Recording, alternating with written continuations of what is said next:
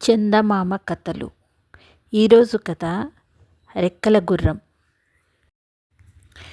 పట్టువదలని విక్రమార్కుడు చెట్టు వద్దకు తిరిగి వెళ్ళి చెట్టుపై నుంచి శవాన్ని దించి భుజాన వేసుకుని ఎప్పటిలాగే మౌనంగా శ్మశానం కేసి నడవసాగాడు.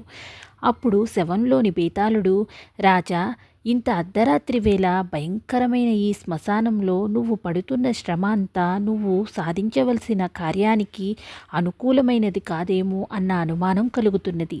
ఏ కార్యాన్ని సాధించదలిచినా తెలివిమంతుడు దానికి తగిన పరికరాలను ఎంచుకుంటాడు.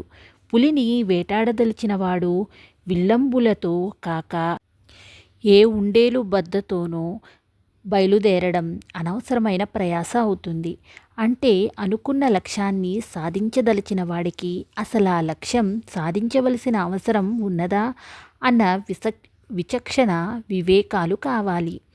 అవి లేనప్పుడు శాంతిపుర రాజ్యంలోని ప్రతాపుడనే యువకుడిలాగా భంగపాటుకు గురి కావలసి వస్తుంది. వాడి కథ చెబుతాను, శ్రమ తెలియకుండా విను అంటూ ఇలా చెప్పసాగాడు. శాంతిపుర రాజు ఇంద్రసేనుడికి ఒక కుమారుడు, కుమార్తె ఉన్నారు. ఆ ఇద్దరిలో కుమార్తె దేవదత్త పెద్దది. యుక్త వయసుకు వచ్చిన దేవదత్తకు వివాహం చేయ సంకల్పించాడు ఇంద్రసేనుడు. తండ్రి అభిప్రాయం తెలిసిన దేవదత్త, నాన్న, ఊహ తెలిసినప్పటి నుంచి నా మనసులో ఒక కోరిక ఉన్నది. ఆ కోరిక తీర్చిన వీరుడినే వివాహమాడతాను అన్నది. ఏమిటా కోరిక అని అడిగాడు ఇంద్రసేనుడు. వెన్నెల వేళ రెక్కల గుర్రం ఎక్కి ఆకాశంలో విహరించాలన్నదే నా కోరిక. అలాంటి రెక్కల గుర్రాన్ని తేగలిగిన వాడినే వివాహమాడతాను అన్నది దేవదత్త. కుమార్తె కోరిక విని ఇంద్రసేనుడు అమితాశ్చర్యం చెందాడు. రెక్కల గుర్రాన్ని గురించి కథలో వినడం తప్పించి అవి ఎక్కడ భూమి మీద ఉన్న రుజువులు లేవు. ఎంత మహావీరుడైనా లేని రెక్కల గుర్రాన్ని ఎలా తేగలడు? రాజు తన సంశయం చెప్పగానే దేవదత్త, ఏ వీరుడైనా రెక్కల గుర్రాన్ని తేగలితేనే నా వివాహం జరుగుతుంది. అలా కానప్పుడు నేను అవివాహితగానే ఉండిపోతాను అన్నది. కుమార్తె ముండిపట్టుదల పంతం ఎరిగిన ఇంద్రసేనుడు ఇక చేసేది లేక రెక్కల గుర్రాన్ని తెచ్చిన వాడితో తన కుమార్తె వివాహం జరిపిస్తానని చాటింపు వేయించాడు. ఆ చాటింపు విన్న ఇరుగు పొరుగు దేశాల రాజకుమారులు రెక్కల గుర్రం కోసం రకరకాల ప్రయత్నాలు చేశారు. అయితే ఎవరికీ అది సాధ్యపడలేదు. ఆ రాజ్యంలో ప్రతాపుడనే యువకుడున్నాడు. మంచివాడు, అందగాడు, ధైర్యశాలి. వాడు రెక్కల గుర్రాన్ని గురించిన చాటింపు విన్నాడు. అయితే రాజకుమార్తె అందని చందమామ అని ఆ చాటింపు గురించి పట్టించుకోలేదు. ఏడాది గడిచిన రెక్కల గుర్రాన్ని ఎవరూ తేలేకపోవడంతో ఆ కార్యం తను సాధించాలన్న తలంపు కలిగింది వాడికి. 20 ఏళ్లలోపు వాడైన ప్రతాపుడికి నా అన్న వాళ్ళెవరూ లేరు. వాడు గ్రామంలో పూలమ్మే వృత్తితో కాలం గడుపుతున్నాడు. వాడు విష్ణాలయంలోని విగ్రహాలకు పూలతో అలంకరణలు చేయడం కడు నేర్పరి. ఆలయ పూజారి గరుడాచారికి వాడంటే ఎంతో వాత్సల్యం. ఒకనాడు ప్రతాపుడు పూజారికి రాజు ఇంద్రసేనుడి చాటింపు గురించి చెప్పి, స్వామి, అసలు ఈ రెక్కల గుర్రాలనేవి లోకంలో ఎక్కడైనా ఉండేనా అంటూ తన అనుమానం వెల్లడించాడు. దానికి పూజారి నవ్వి, నాయనా, మనం ఉన్న లోకం తప్ప మరెక్కడా లోకాలు లేవనుకోకు. గంధర్వ, కిన్నెర, కింపురుష ఇలా అనేక దేవగణ జాతులు నివసించే లోకాలున్నవని పురాణాలు చెబుతున్నవి. మన రాజ్యం వింధ్య పర్వతానికి అతి సమీపంలో ఉన్నదని నీవెరిగిందే కదా. ఆ పర్వత శిఖరాల మీద లోయల్లో అనేక పురాతన దేవాలయాలున్నవని సాహసించి అక్కడికి వెళ్ళి వచ్చిన వాళ్ళు చెబుతారు. అక్కడి జలపాతాల్లో, సరస్సుల్లో స్నానమాడేందుకు రాత్రివేళ ఆకాశం నుంచి దిగివచ్చే గంధర్వ కన్యలను చూశామన్న వాళ్ళు ఉన్నారు అన్నాడు.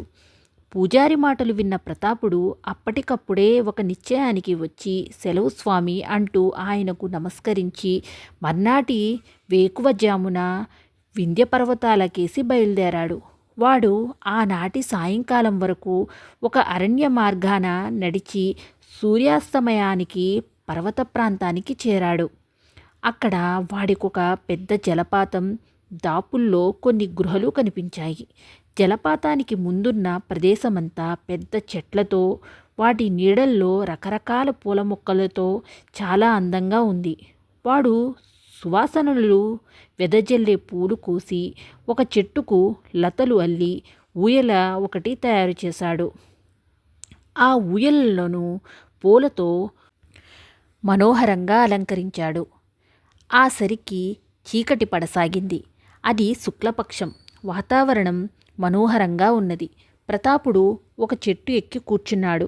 అర్ధరాత్రి సమయాన కొందరు గంధర్వకన్యలు ఆకాశం నుంచి దిగివచ్చి జలపాతంలో స్నానం చేశారు. వాళ్లలో చారుశీల అనే గంధర్వకన్య దృష్టి పూల ఊయల మీద పడింది. స్నానాలు ముగించి మిగతా వాళ్ళు ఆకాశంలోకి ఎగిరిపోగానే చారుశీల ఊయలను సమీపించి దానిలో కూర్చొని చాలాసేపు ఆనందంతో తన్మయరాలవుతూ ఊగింది. కొంతసేపటికి చారుశీల ఊయల దిగి గంధర్వలోకానికి బయలుదేరబోతుండగా ప్రతాపుడు చెట్టు దిగి వచ్చి, ఈ ఊయల తయారు చేయడానికి చాలా శ్రమపడ్డాను. నువ్వు ఇందులో ఊగి చాలా ఆనందించినట్టు కనబడుతున్నది. నాకేం ప్రతిఫలం ఇవ్వకుండా వెళ్ళడం న్యాయం అనిపించుకోదు అన్నాడు. ప్రతాపుణ్ణి చూసి చారుశీల ఒక్క క్షణం నివ్వెరపోయి అతడు చెప్పింది విని, ఏం కావాలో కోరుకో అన్నది. నాకు రెక్కల గుర్రం కావాలి. దాన్ని సంపాదించితే రాజకుమారి దేవదత్తతో నా వివాహం జరుగుతుంది అన్నాడు. ప్రతాపుడి కోరిక విని చారుశీల ఉలిక్కిపడి, నీ కోరిక తీర్చగల శక్తి నాకు లేదు అన్నది. పోనీ అది తీరే ఉపాయం చెప్పు చాలు అన్నాడు ప్రతాపుడు. మా గంధర్వలోకంలో రెక్కల గుర్రాలున్నవి. అక్కడికి నిన్ను తీసుకుపోగలను. ఆ తరువాత నీ తెలివితేటలతో కార్యం సాధించుకో అంటూ చారుశీల ప్రతాపుణ్ణి ఒక ముత్యాల హారంగా మార్చి మెడలో వేసుకొని గంధర్వలోకంలో రెక్కల గుర్రాలుండే ప్రాంతాన వాడికి తిరిగి మానవ రూపం ప్రసాదించి వెళ్ళిపోయింది. ప్రతాపుడు అక్కడ ఉన్న రెక్కల గుర్రాల్లో ఒకదాన్ని తనతో పాటు తెచ్చిన భూలేఖ పుష్పాలతో అద్భుతంగా అలంకరించాడు. అంతలో తెల్లవారింది. ఆ రాజు గంధర్వరాజు స్వర్ణగంభీరుడి పుట్టిన దినం వేడుకలు జరుగుచున్నవి. రాజు ఆనాడు తను ఎన్నుకున్న రెక్కల గుర్రం మీదే సంవత్సరమంతా తిరుగుతాడు. రాజుతో పాటు ఆ గుర్రాన్ని గంధర్వులు భక్తి శ్రద్ధలతో పూజిస్తారు. గంధర్వరాజు తన వాహనాన్ని ఎన్నుకునేందుకు మంగళవాయిద్యాలతో రెక్కల గుర్రాలుండే ప్రాంతానికి బయలుదేరాడు. ఆ శబ్దాలు విన్న రెక్కల గుర్రం ప్రతాపుడితో, గంధర్వరాజు ఇటుకేసి రాబోతున్నాడు. నన్ను గొప్పగా అలంకరించావు. ఒకవేళ రాజు రాజ్యమంతా ఆకాశం నుంచి వీక్షించడానికి ఒక సంవత్సరం పాటు నన్నే తను వాహనంగా ఎన్నుకునే అదృష్టం పడితే నువ్వు కోరిన సాయం చేయగలను. ప్రస్తుతానికి నువ్వెవ్వరి కంట పడకుండా ఆ కనబడే పచ్చల భవనంలో దాక్కో. రాత్రికి వచ్చి నిన్ను కలుస్తాను అన్నది.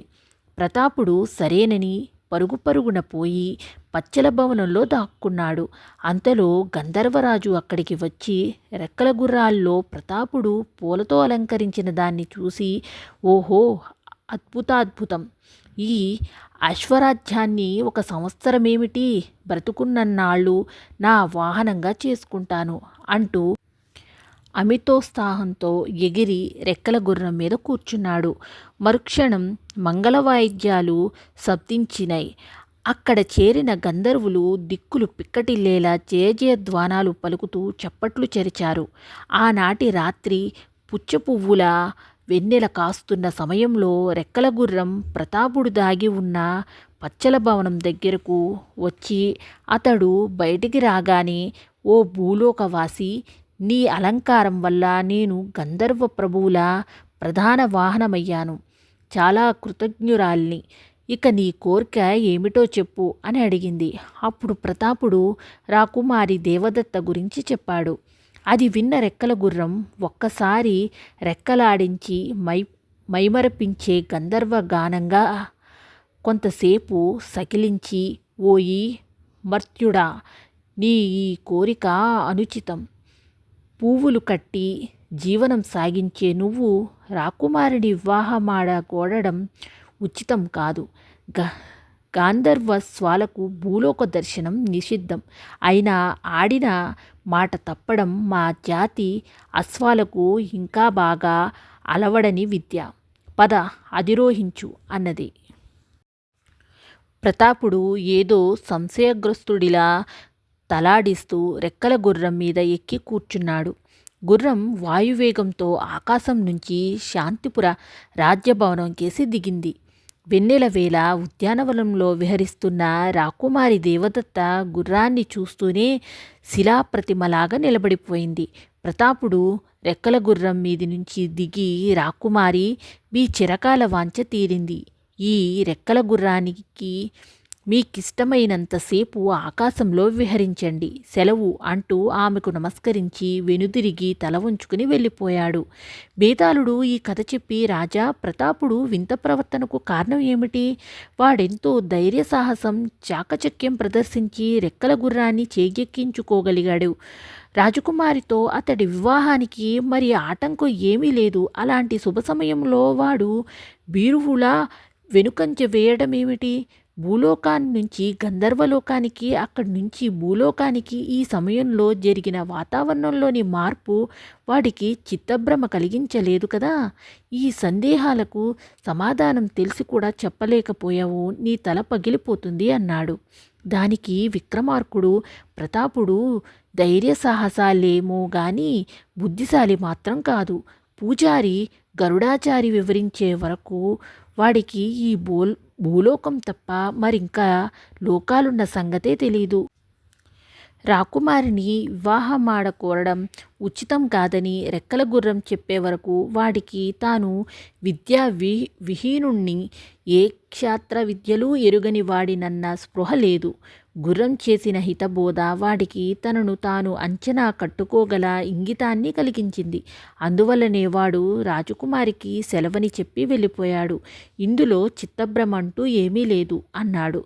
రాజుకు ఈ విధంగా మౌనభంగం కలగ్గానే బేతాళుడు శవంతో సహా మాయమై తిరిగి చెట్టెక్కాడు.